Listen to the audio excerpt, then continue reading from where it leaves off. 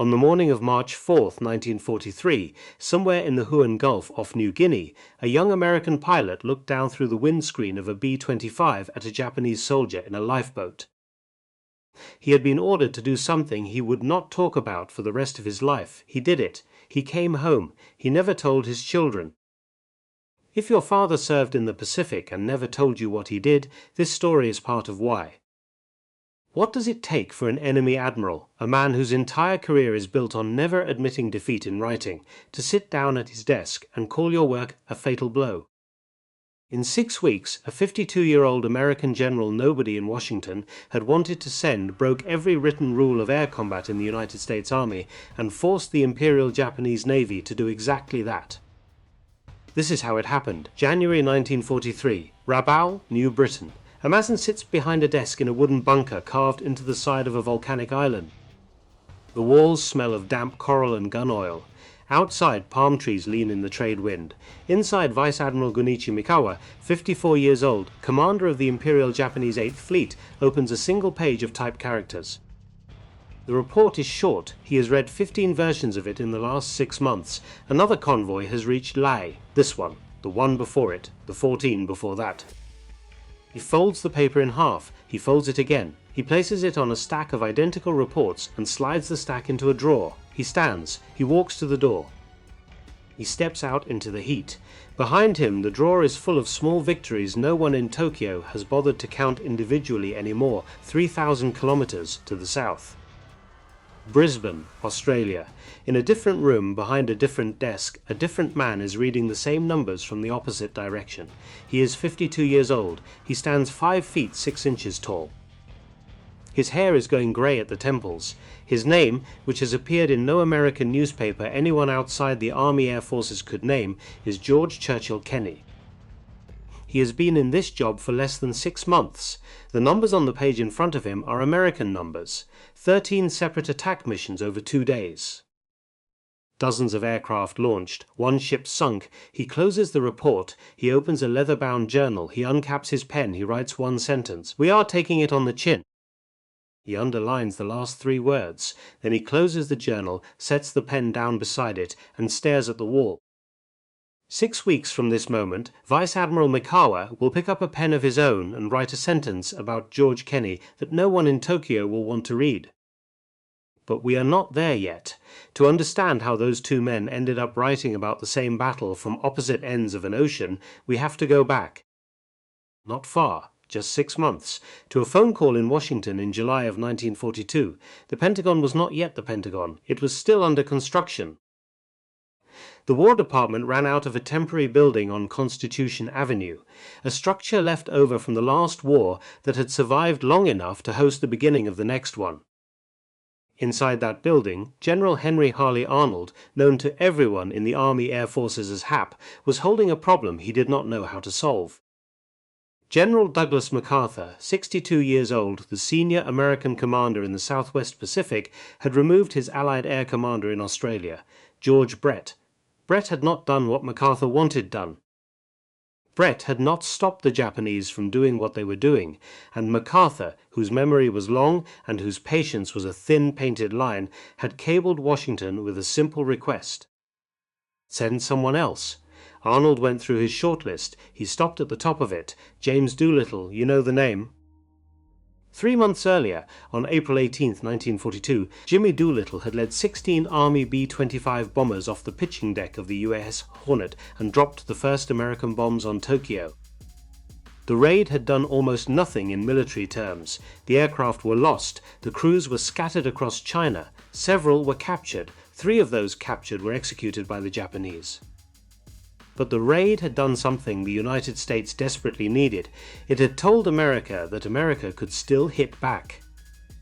Doolittle had come home to a Medal of Honor and a promotion that skipped 2 grades. His face was on the cover of Life magazine. He was the most famous aviator in the country. Arnold thought MacArthur would want him. The cable came back from Brisbane within hours. No, according to George Kenney's later memoir, MacArthur called Doolittle a showboat. Whether MacArthur actually used that word in those exact letters we cannot prove. The cable itself does not survive, but the answer is clear in the record. MacArthur did not want a famous man. He did not want a hero who would bring his own headlines and his own ego into a theatre where MacArthur intended both to belong to him. He wanted someone who could fix something broken without making it about himself. Arnold went back to the list. He stopped at a name he had not seriously considered: Major General George Kenney, commanding 4th Air Force in San Francisco. No famous raids, no magazine covers. A First World War fighter pilot who had spent the last 2 decades in the air service while other men got the headlines. A man whose entire body of public reputation could fit on a single index card. Arnold made the call on July 7, 1942. Kenney packed his bag. On the long flight out of Washington, across the Pacific, toward a job his predecessor had already failed at, Kenney sat in the cargo bay of his transport aircraft with a single passenger. His aide, a major, 33 years old, quiet, intense, the kind of officer who carried books with him on flights because he could not stand the idea of wasted hours. His name was William Benn. For most of the flight they did not talk. Then somewhere over the Pacific, in the dim red light of a transport cabin at altitude, Ben opened a notebook and started doing arithmetic. Kenney watched him for a long minute, then he asked what he was working on. Ben handed him the notebook. It was a simple problem: a bomb dropped from 10,000 feet. A ship moving at 15 knots, time of fall, distance traveled, where the ship would be when the bomb arrived versus where the bombardier had aimed. Kenney read it twice. He looked up. How often does it work? Ben told him. Less than 1%. American bombers had been attacking Japanese ships for 6 months. The hit rates from high altitude against moving targets were almost too small to count. The 2 men sat for a while in the red light of the cabin and did not say anything. Then Kenney said, "What happens if we don't go high?" Ben looked at him. "How low?" "All the way down, wave height. So low the bomb doesn't fall."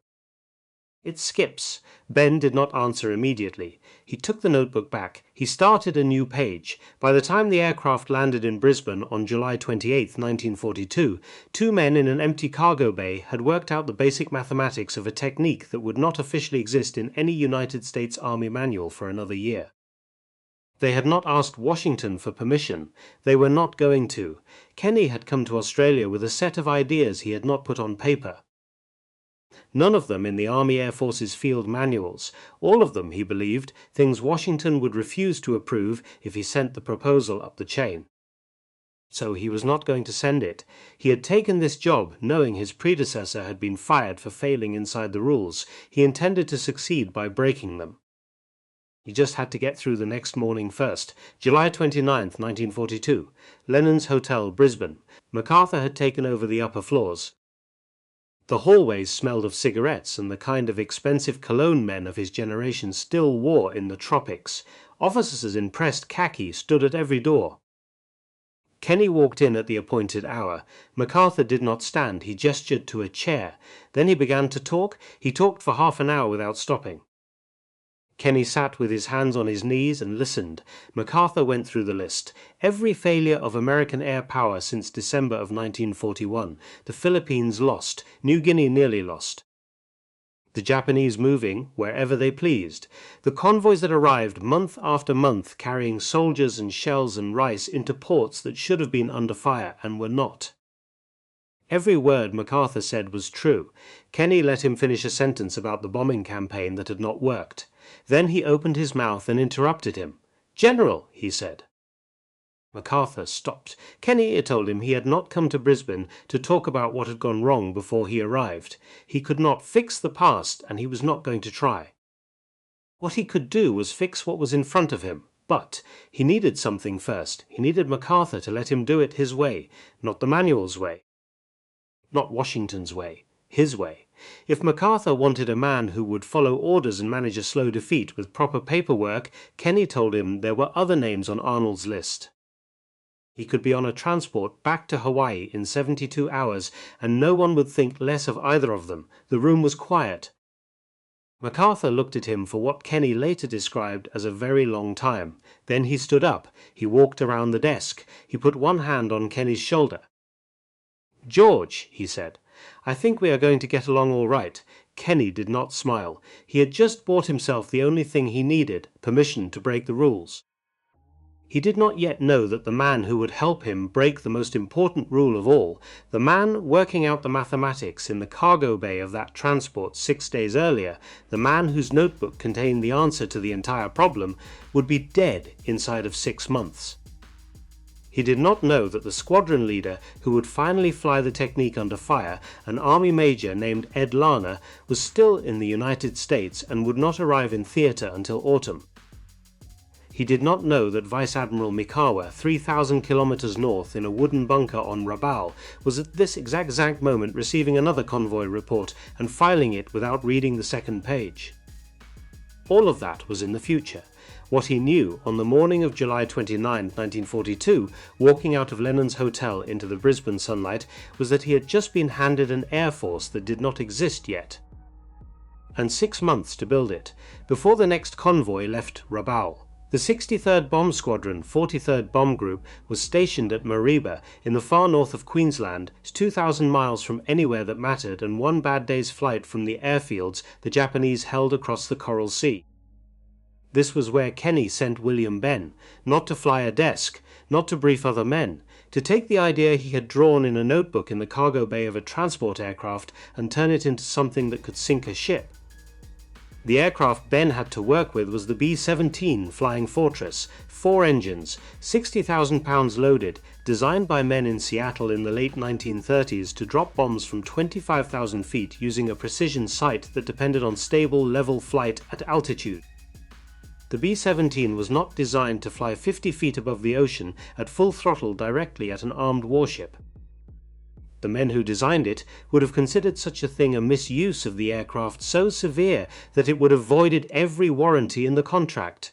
Ben considered it anyway.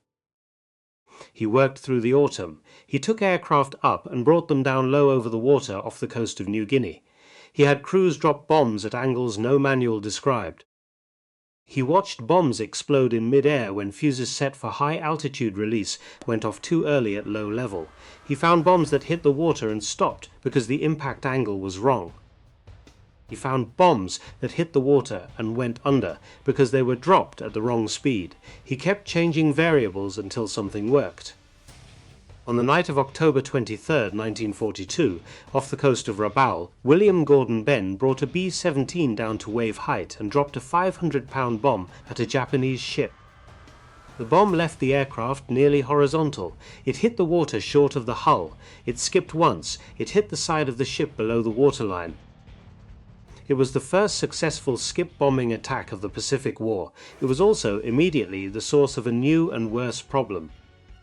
A B-17 flying at wave height is a B-17 that every anti-aircraft gunner on every ship in a convoy can see, track and fire at for the entire length of its approach. There is no altitude to trade, there is no angle to break off, there is nothing the pilot can do once he commits to the run except continue forward through whatever the enemy decides to send at him. Ben had survived his run. He had been lucky. Luck does not scale. If Kenney intended to use this technique against a defended convoy with multiple destroyers, dozens of guns firing in coordination, the men in the aircraft were going to die before the bombs left the racks. You had to clear the decks before you arrived. The man who would solve that problem was already in the theatre. His name was Paul Irvin Gunn. He was 43 years old. He was a retired United States Navy chief aviation pilot who had left the service in 1939 and gone to work for a small commercial airline in the Philippines called Philippine Airlines. He flew mail and cargo across the islands for 2 years in whatever aircraft his employer could keep flying. He had a wife. He had 4 children. They lived in Manila. On December 8, 1941, the day after Pearl Harbor, Japanese forces invaded the Philippines. Gunn was airborne when the invasion began. He flew supplies and personnel for the United States Army Air Corps for the next 10 weeks. When the situation collapsed, he flew himself out, his wife, his 4 children. They did not get out. They were interned by the Japanese at the University of Santo Tomas in Manila in January of 1942. They would remain there, behind wire, in conditions that grew worse every month for the next 3 years. Pappy Gunn, as everyone called him, did not talk about that. He worked. By the time George Kenney arrived in Brisbane in late July of 1942, Pappy Gunn had a reputation among the maintenance officers and the squadron commanders of the surviving Far East Air Force that did not require explanation. He could do things to aircraft. He could do them quickly. He did not always ask permission. He did not always file the paperwork. If a crew chief came to him with a problem at 6 in the morning, the problem was often solved by sundown, and no one in the official chain of command had been notified that anything had happened. This was not the kind of officer the United States Army Air Forces had been built to accommodate. It was exactly the kind of officer George Kenney had come to Australia to find. Kenney made Gunn his special projects officer. He told him about the deck clearing problem. He gave him an aircraft to work with. The aircraft was the B-25 Mitchell, a twin-engine medium bomber. Faster than the B-17, more maneuverable. Built by North American Aviation in Inglewood, California. The same aircraft Jimmy Doolittle had flown off the carrier deck 6 months earlier. Gunn looked at the B-25. He proposed something the engineers in California would not have approved. Strip the entire bombardier's compartment out of the nose, remove the bomb sight, remove the bombardier. Fill the empty space with 4 50 caliber heavy machine guns firing forward. Add 4 more guns in packages mounted on the sides of the fuselage, 8 guns total, all controlled by the pilot. When you came in on a ship at 50 feet, you fired first. The guns swept the deck before the bomb left the aircraft. The anti-aircraft crews went down before they could get their aim. Then the bomb followed. A North American aviation technical representative named Jack Fox had been sent to Australia to support B-25 operations in theatre. Fox was a civilian. He worked for the company. He did not work for the army. He looked at what Gunn was proposing and understood immediately that no one in California was going to authorize it. He helped Gunn do it anyway. They worked at Eagle Farm, the maintenance depot outside Brisbane. They worked through the spring and into the autumn of 1942. They cut holes in the nose of a B-25. They mounted guns. They wired triggers. They tested the recoil and watched rivets pop and watched fuselage panels deform from the concussion of the muzzle blast. When they finished the first conversion, they rolled it out onto the runway, ran the engines up and tried to take off. The aircraft did not take off. It was so nose-heavy from the added weight of the guns and the ammunition that the pilot could not get the nosewheel off the ground. His crew named it Pappy's Folly. They named it that to his face. He did not laugh. He moved the fuselage gun packages further aft. He shifted the fuel load to redistribute the center of gravity. He went back out on the runway and tried again. This time the aircraft flew. By the end of 1942, a full squadron of B-25s had been converted. The men who flew them called them Modified Aircraft Commerce Destroyers. The men who maintained them called them by less printable names. But they flew, and they fired, and the 8 guns in the nose put out a volume of fire that nothing on the deck of a Japanese transport could survive. Now Kenney needed a man to lead them in. He found him in a major named Edward Larner. Larner was 25 years old. He had been flying combat in the Pacific for almost a year. He was younger than most of the squadron commanders in the theatre and most of the men he commanded. He had a wife. He had 2 daughters back in the United States. They were small. They did not yet know what he did for a living, only that he was away. He had the kind of nerve that does not appear on a personnel file. Kenney gave him the squadron. He gave him the modified aircraft. He sent him to Port Moresby on the southern coast of New Guinea, where the wreck of an old freighter sat on the reef in shallow water within sight of the airfield. For 6 weeks, in the cold first hours after dawn and the long afternoon hours when the heat off the runway pressed down on the metal of the aircraft, Larner's squadron flew passes at that wreck. They came in at 50 feet. They fired the 8 guns at the rusted hulk. They dropped practice bombs and watched them skip across the water. They flew the same approach 4 times a day, 5 times a day, until the pilots could fly the entire pass without thinking about it, until the bomb release became reflex, until every man in every aircraft knew exactly what every other aircraft was going to do at every second of the approach. Kenney came out one afternoon to watch. He stood on the airfield with his hand shading his eyes against the glare off the water. The aircraft came in low. They fired. The bombs left the racks. The bombs hit the water flat. They skipped, every run clean, every bomb on target, Kenney wrote in his journal that night. It was, he said, pretty shooting and pretty skip bombing. He had a feeling, he said, that the enemy was going to get the surprise of their lives. He had this feeling in late January of 1943. He had this feeling exactly 2 weeks after his first major operation had failed completely. In the first week of January 1943, Allied codebreakers had reported a Japanese convoy departing Rabaul for the north coast of New Guinea. 5 transports, 5 destroyers, close to 10,000 soldiers. Kenney had the route, he had the timing, he had the destination, he sent everything he had. Over 2 days, Allied aircraft flew 13 separate attack missions against that convoy. The aircraft that launched mostly reached their targets. 1 ship sank. The rest of the convoy reached its destination safely. Nearly 10,000 Japanese soldiers stepped off those ships at Lae with their equipment and their supplies and their orders intact. In Brisbane, Kenney opened his journal. He wrote 1 sentence. "We are taking it on the chin."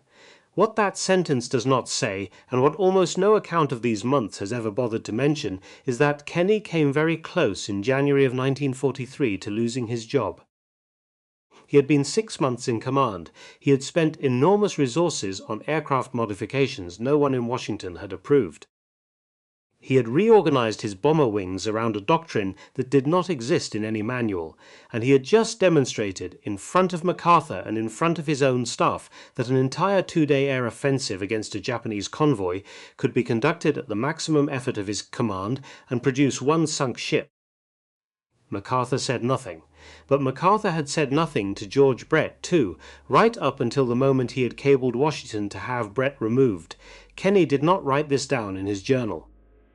He wrote it on his face. He went back to Port Moresby. He stood on the runway.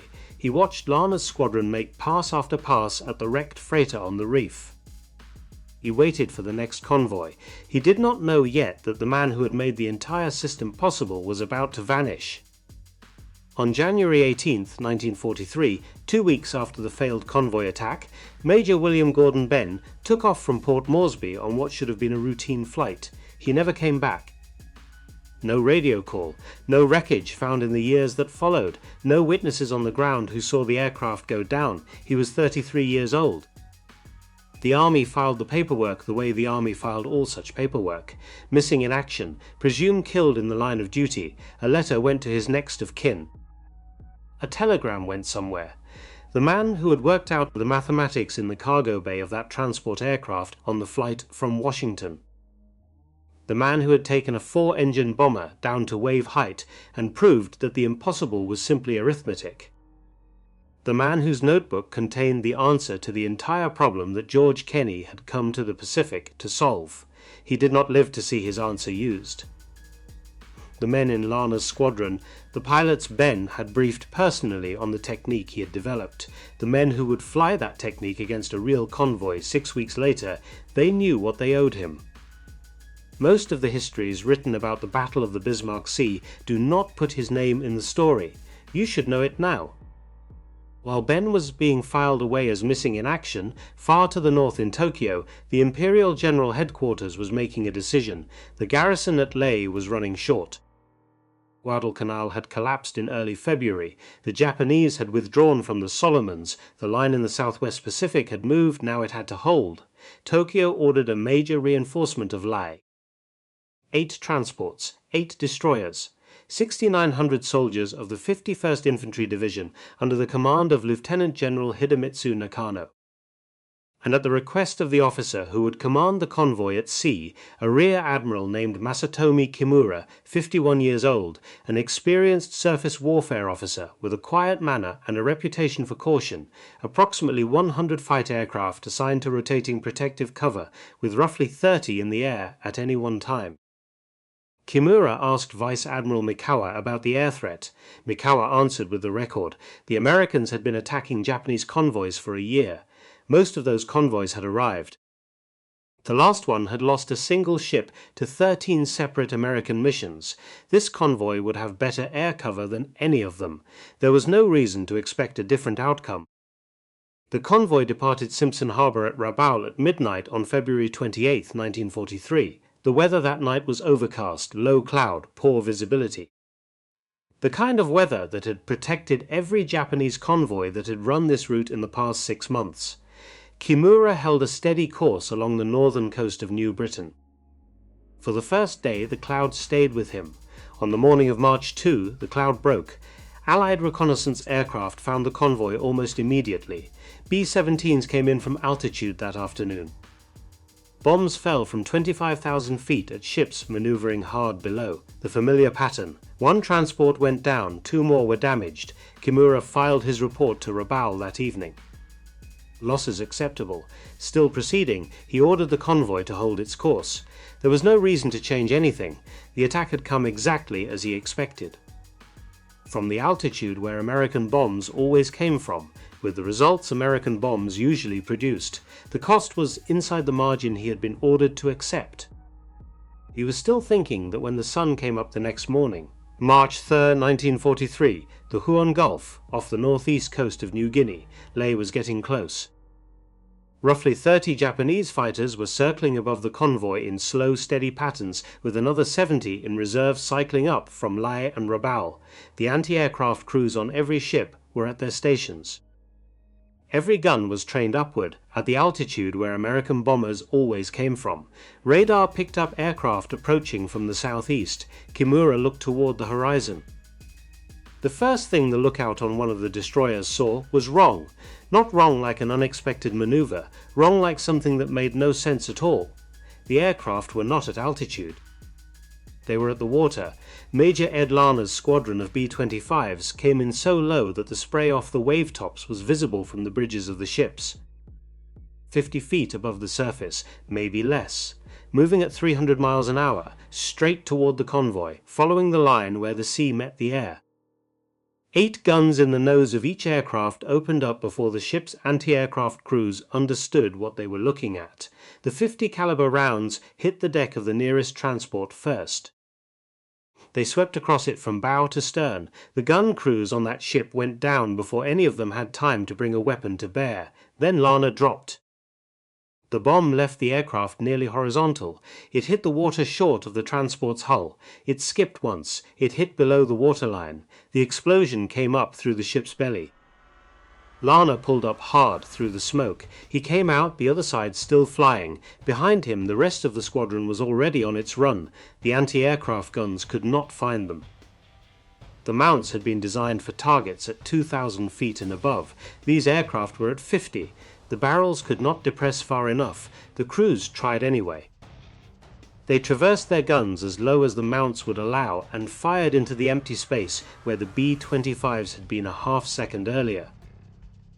By the time the gun was pointing in the right direction, the aircraft was already gone. The fighters circling overhead were still up there. They could not come down either. Not into that space, not at those speeds, not without flying into their own ships. The P-38 Lightnings above them were keeping them busy anyway, engaging the fighter screen while the work below was finished by other hands. Royal Australian Air Force Beaufighters from No. 30 Squadron ran ahead of the skip bombers, lower and faster than anything else in the air, strafing the gun positions on every ship they passed. By the time the B-25s were on their final approach, the decks of the target ships had already been swept by Australian guns. There was nothing left to fire back. The first transport rolled and began to sink, then the second. The third took a hit below the waterline and slowed, listing hard to port. Then stopped moving altogether, as the water came in faster than anything aboard could stop it. Kimura was sending damage reports to Rabaul as fast as they came in.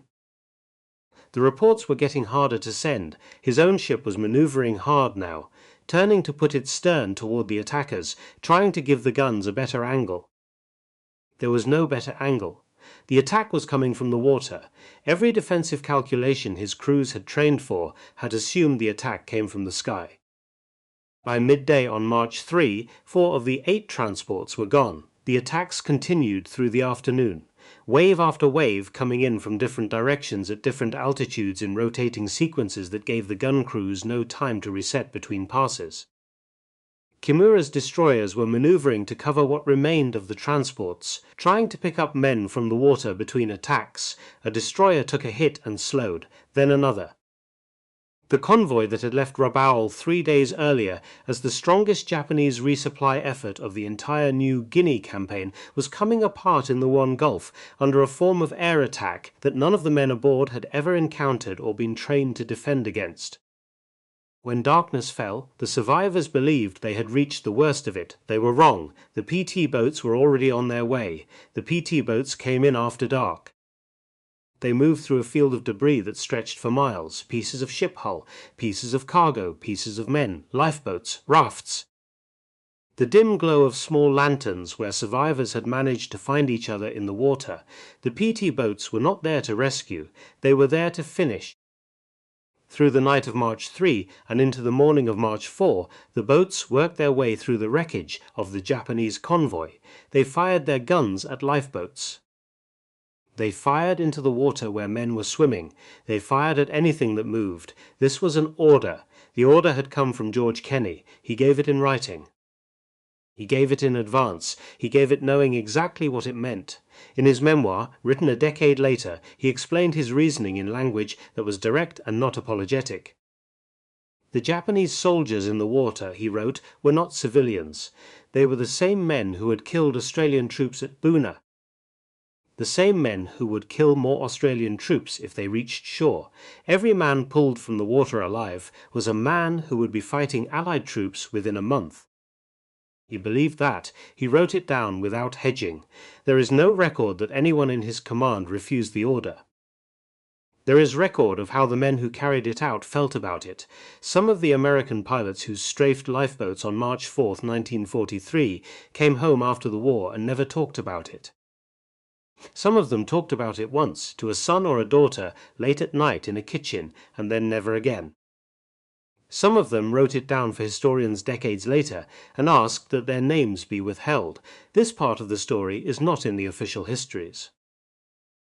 You are hearing it now because you are old enough to handle the truth of what happened, and because the men who carried it out deserve to be remembered as the men they actually were, not the men a movie would prefer them to have been.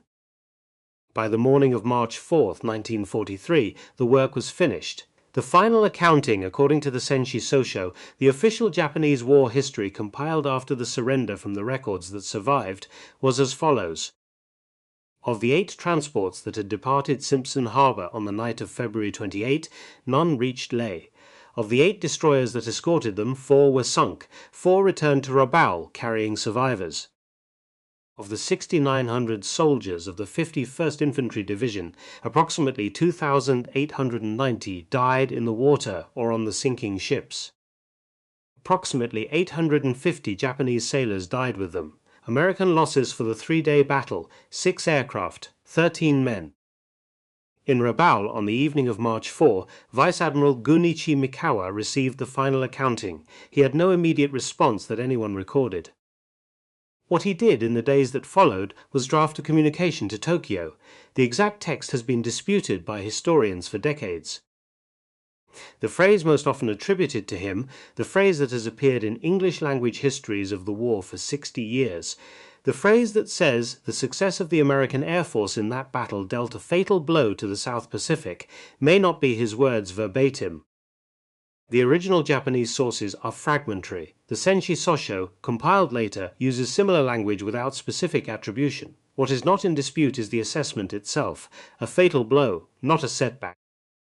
Not a costly engagement, not a battle that needed further analysis. The Japanese officers who studied the Bismarck Sea action in the months and years that followed agreed on the conclusion even when they disagreed on the wording. They had lost something they could not get back. They just could not put it in a press release. While the men in Rabaul were writing the truth in language they could not say out loud, George Kenney was on an airplane. He had been scheduled to fly to Washington for a strategic conference weeks before the convoy ever left Rabaul. He had not known when he accepted the meeting that the timing would fall the way it did. He stopped in Hawaii first. He sat down with Admiral Chester Nimitz, 58 years old, commander of the Pacific Fleet, the senior American naval officer in the theater. Kenney walked him through the numbers. 12 ships sunk, nearly 3,700 Japanese dead.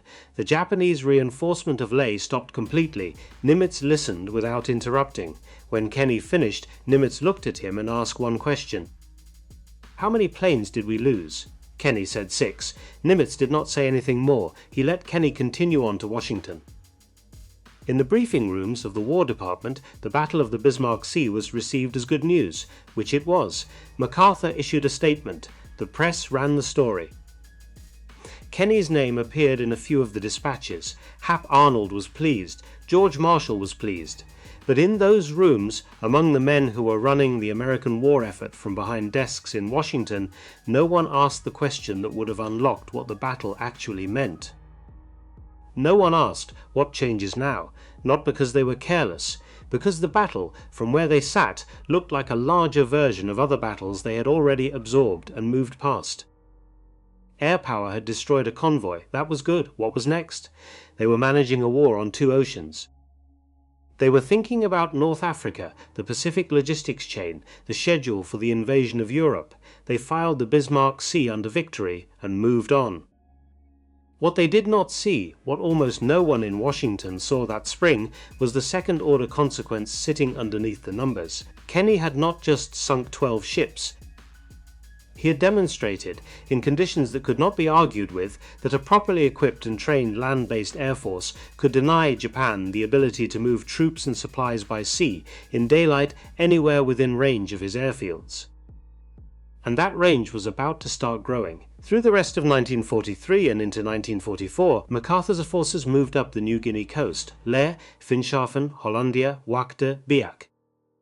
As the ground forces advanced, the airfields advanced with them, and as the airfields advanced, the zone where Japanese ships could not travel in daylight expanded outward in front of them like a slow wave.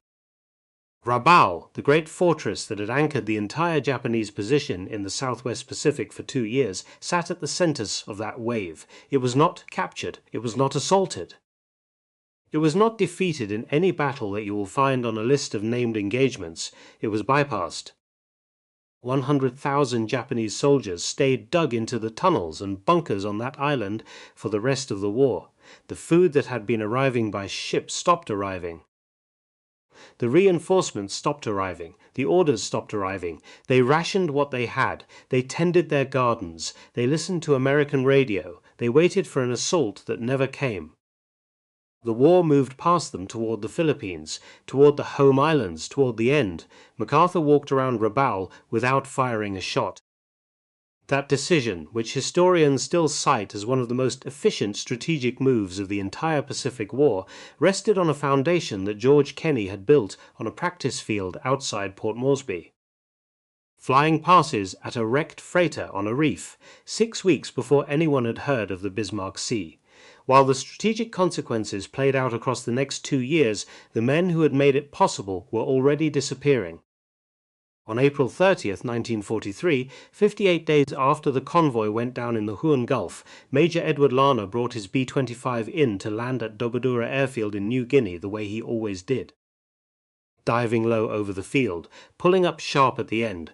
The move was his trademark. The other pilots in the squadron knew it. The ground crews knew it.